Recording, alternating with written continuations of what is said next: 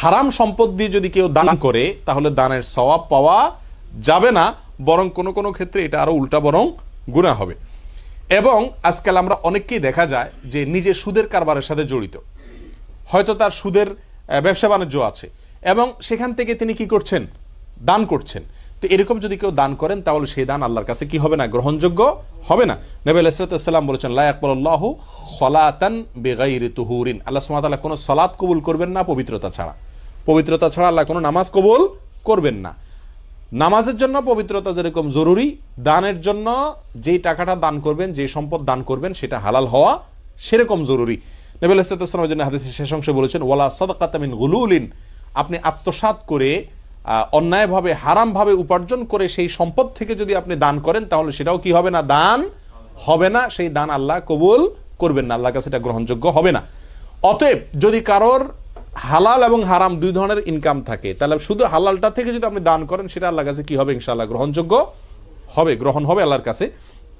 অন্য হাদিসে আসছে নবী আলাইহিস সালাম বলেছেন, ইন্নাল্লাহা তাইয়্যিবুন লা ইয়াকবালু ইল্লা তাইয়্যিবা, নিশ্চয় আল্লাহ পবিত্র, তিনি পবিত্র ছাড়া অপবিত্র, নোংরা, হারাম কোনো কিছু গ্রহণ করেন না। আপনি হারামটা দিবেন, দান করবেন, আল্লাহ সুবহানাহু ওয়া তাআলা ওটা কি করবেন না, অ্যাকসেপ্ট বা গ্রহণ করবেন না। তবে হ্যাঁ, কারোর পাওনা আছে আপনার কাছে, কিন্তু সেই পাওনাদারের কাছে আপনি টাকাটা পৌঁছানোর কোনো সুযোগ নাই, ওই লোকটাকে আর খুঁজে আপনি পাবেন না।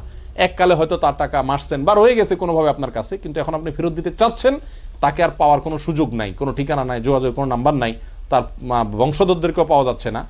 এরকম যদি হয় তাহলে সেক্ষেত্রে যেই পরিমাণ টাকা তিনি পাবেন সেই পরিমাণ টাকা আপনি দান করে দেওয়া জরুরি। টাকাটা কিন্তু আপনার না, টাকাটা আরেকজনের, হয়তো আপনি চুরি করেই নিছেন বা অন্যায়ভাবে তার কাছ থেকে নিছেন, কিন্তু তখন আল্লাহর ভয় ছিল না, এখন ভয় আসছে, কি করবেন? এই টাকাটা দান করা জরুরি, কিন্তু এই দানের সময়ও সওয়াবের নিয়ত আপনার থাকবে না। সওয়াব পাবে কে? যিনি টাকার মালিক, তিনি সওয়াব পাবেন। আমরা মনে করি যে জোয়ান বয়সে বা যখন টাকা কামায় সুযোগ আছে, পয়সা আসতেছে, মাছ যেরকম আসলে ধরা লাগে এরকম পয়সা আসলে ধরে নি, হালাল হোক আরাম হোক পরে দেখা যাবে, পরে এবার দান দক্ষিণা করে মসজিদ মাদ্রাসা দিয়ে আল্লাহরে খুশি করে ফেলবো।